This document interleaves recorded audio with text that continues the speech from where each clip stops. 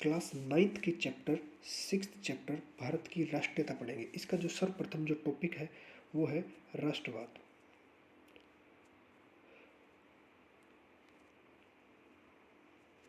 देखिए राष्ट्रवाद क्या होता है? अपने देश के प्रति मैं की भावना न होकर के हम की जो भावना कहलाती है उसे राष्ट्रवाद कहते हैं। मैं आपको इस जो भी चैप्टर पढ़ाऊंगा उसके सार और निचोड़ और मेन मेन हेडिंग्स के बारे में हम सिर्फ डिस्कस करेंगे, ठीक है। तो अपने देश के प्रति जो राष्ट्रभक्ति, आत्मीयता, देश प्रेम, देश के प्रति त्याग और समर्पण की जो भावना होती है वो राष्ट्रवाद कहलाती है। तन मन धन से मैं देश का हूँ। और आत्म त्याग की जो भावना है वो क्या है, वो क्या कहलाती है? वो राष्ट्रवाद कहलाती है। चलिए अब हम इसकी जो मेन जो लाइन है वो पढ़ते हैं। मेन जो हेडिंग नेक्स्ट है वो पढ़ते हैं कि राष्ट्रवाद का उद्गम और विकास कब हुआ भारत के अंदर। देखिए अंग्रेज जो ब्रिटिश के जो विद्वान थे सर जॉन स्ट्रेची और सर जॉन सिले, इन्होंने कहा कि भारत में जो राष्ट्रवाद है ना उसका जो जन्म हुआ है ना वो 19वीं शताब्दी के अंदर हुआ है। परंतु हमारा जो इतिहास है, हमारा जो वैदिक काल से जो हमारा इतिहास क्या कहता है कि राष्ट्र राष्ट्रवाद का जो भाव है ना वो यजुर्वेद और अथर्ववेद के अनुसार वैदिक काल से आ रहा है। अथर्ववेद में राष्ट्र की स्पष्ट व्याख्या की गई है। राष्ट्र के प्रति नागरिकों का कर्तव्य होना चाहिए, उसे भी यजुर्वेद में समझाया गया है। इस तरह जब वेद में राष्ट्र की स्पष्ट अवधारणा बताई गई है तो ब्रिटिश के पाश्चात्य प्रभाव, राष्ट्रीय भावना और राष्ट्रीयता का उदय जो कहना है वो गलत है। कहने का मतलब ये है कि जो कि सर जॉन स्ट्रेची और सर जॉन सेले ने कहा है कि हमारे जो देश में जो राष्ट्रवाद की जो भावना है वो 19वीं शताब्दी में आई, ऐसा नहीं है। इसे यजुर्वेद और अथर्ववेद में भी इसे मेंशन किया गया है कि राष्ट्रवाद भारतीयों को वैदिक संस्कृति से चला रहा है। प्राचीन काल में व्रत भारत का उल्लेख मिलता है। आपको जान के ये हैरानी होगी, व्रत भारत पता किसे कहा जाता था? जो हमारा आज का जो इंडिया है, जो मान लीजिए ये हमारा आज का जो इंडिया है, हमारा जो आज का इंडिया है ये जो इंडोनेशिया तक फैला हुआ था, इंडोनेशिया तक हमारे संस्कृति का प्रभाव था और यहाँ से अफ़गानिस्तान तक और ऊपर से मध्य एशिया तक जो फैला हुआ था, पूरी संस्कृति में व्रत भारत का उल्लेख है। व्रत भारत इसे कहा जाता था। पूरा जो ये भारत था, हमारी जो संस्कृति थी इसका प्रभाव हुआ करता था। 19वीं शताब्दी के मध्य अंग्रेज के विरुद्ध लोगों में राष्ट्रीय चेतना की भावना विकसित हुई, जिसकी परिणाम भारत में राष्ट्रीय आंदोलन के रूप में हुई। राष्ट्रीयता जनता में मैं के स्थान पर हम की भावना जो उत्पन्न होती है उसे ही राष्ट्रवाद कहते हैं। आपको पता होगा कि जब अंग्रेजों ने भारत को गुलाम बनाया, जब भारत को गुलाम बनाया गया तब क्या हुआ कि ये बहुत ही ज़्यादा अत्याचार करते थे। तब सब में था कि भाई हम हमारे देश को आज़ाद करवाएंगे, ठीक है। तो इसी कारण से, इसी जो राष्ट्रवाद की भावना से राष्ट्रीय आंदोलन शुरू हुए, जो महात्मा गांधी, भगत सिंह, चंद्रशेखर आज़ाद, जो कितने बड़े बड़े क्रांतिकारी और भी जिन क्रांतिकारियों ने राष्ट्रवाद की भावना से ही हमें आज अंग्रेजों से आज़ाद करवाया। राष्ट्रीय पुनर्जागरण का क्या कारण है?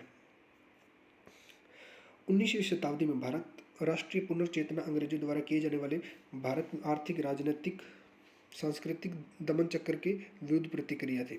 मतलब ये हमारा शोषण करते थे, राजनीतिक रूप से, धार्मिक रूप से, सांस्कृतिक रूप से, आर्थिक रूप से इन्होंने पूरा शोषण किया। अंग्रेजों ने भारत पर आधिपत्य की शुरुआत बंगाल से की। सर्वप्रथम जब ये अंग्रेज आए थे तब इन्होंने क्या किया कि ये जो बंगाल वाला पार्ट है इसमें अपनी राजधानी यानी कि कैपिटल बनाई थी और यहाँ से इन्होंने अपनी कंपनी की शुरुआत की थी, जिस कंपनी का नाम था ईस्ट इंडिया कंपनी, ठीक है। 1911 तक ब्रिटिश भारत की राजधानी रहा था। कोलकाता जो था वो 1911 तक ब्रिटिश भारत की राजधानी रहा था। उनका सर्वाधिक प्रभाव भी यहीं रहा।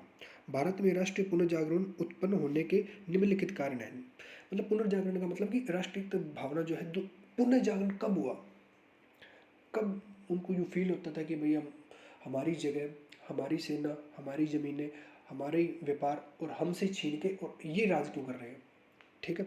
तो सबसे पहले है कि भारत का गौरवपूर्ण जो अतीत है उसका प्रभाव रहा है। चलिए उसके बारे में हम डिस्कस करते हैं क्या था ये। जो भारत है, भारत को विश्व गुरु कहा जाता था। विश्व गुरु का मतलब कि यहाँ पे बहुत बड़ी बड़ी यूनिवर्सिटी होती थी, तक्षशिला, नालंदा जैसी यूनिवर्सिटीज़ होती थी, जहाँ पे चाइना और दूर दूर देशों से पढ़ने के लिए लोग आया करते थे, मतलब कि हम विश्व गुरु होते थे, पूरे संसार के जो लोग हैं वो हमारे भारत में पढ़ने आया करते थे। और भारत की तो संस्कृति कुछ ऐसी है, वसुदेव कुटुंबकम, आपको पता होगा कि पूरा संसार एक परिवार है। भारत को एक सूत्र में लाने का प्रयास किया। इसी गौरव को प्रेरणा से 19वीं शताब्दी में अंग्रेजों के विरुद्ध राष्ट्र भावना की जागृति हुई। अतीत में गौरवपूर्ण इतिहास, सांस्कृतिक वैभव जानकारी पाश्चात्य विद्वान विलियम जोन्स और ये कुछ जाने थे, राजेंद्र लाल मिश्रा, विलियम जोन्स ने जो अपने संस्कृत के जो ग्रंथ थे उनको अंग्रेजी में अनुवाद कर बताई। 1861 में कनिंघम के नेतृत्व में पुरातात्विक अवशेष का उत्खनन प्रारंभ हुआ। जो भी हमारे जो वेद थे या जो हमारे शास्त्र थे उनको इन्होंने क्या किया कि अंग्रेजी में अनुवाद किया ताकि ये पढ़ के विद्वान बन सके।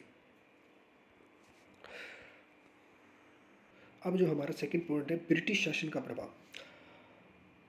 अंग्रेजों द्वारा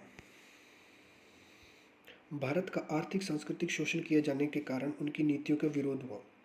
ये क्या करते थे कि जो हमारे भी सैनिक हुआ करते थे ना, उनकी तो ये सैलरी देते थे 9 रुपये, और जो इनके खुद के जो सैनिक हुआ करते थे इंडियन आर्मी के अंदर, ब्रिटिश इंडियन आर्मी के, उनकी 60 से 70, मतलब आज के हिसाब से आप मान लो कि अपने इंडियंस जो लोग थे उनकी 90,000 और इनकी 60 से 70,000 सैलरी हुआ करती थी। तो ये इतना ज़्यादा शोषण कर रहे थे सैलरी के मामले में। ये तो सैलरी के मामले कर रहे हैं, हमारी ज़मीन पे 90% तक ये टैक्स ले लिया करते थे।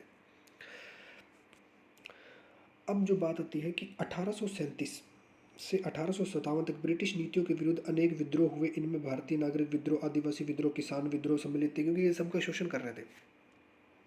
तो ये एक बहुत बड़ा कारण था, जो कि दोबारा जो राष्ट्रीय आंदोलन शुरू होने का ये बहुत बड़ा कारण था कि ये हमारा शोषण कर रहे थे। सेकंड कारण था कि अंग्रेजी शिक्षा का प्रभाव।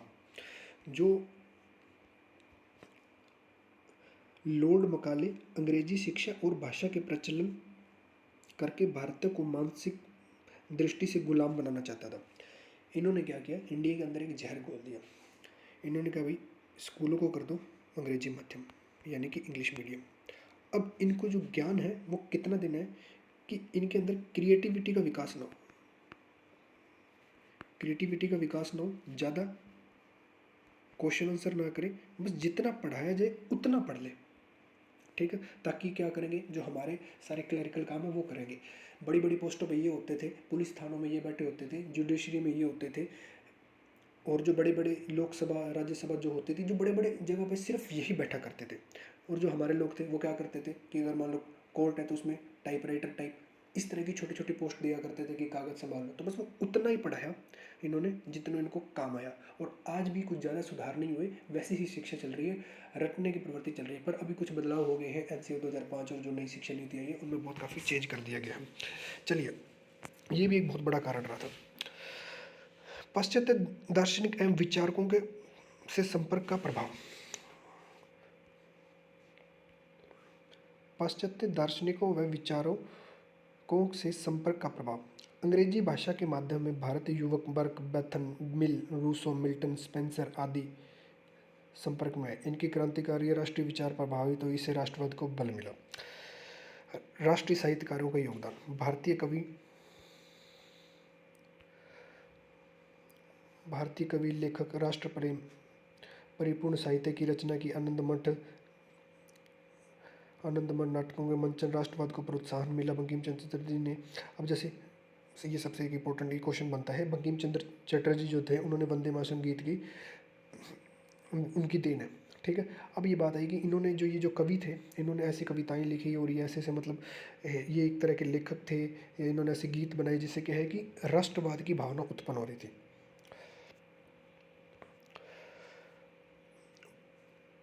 बंकिम चंद्र ने का वंदे मातरम गीत भारत में राष्ट्रीय आंदोलनकारियों की प्रेरणा का मुख्य स्रोत बन गया।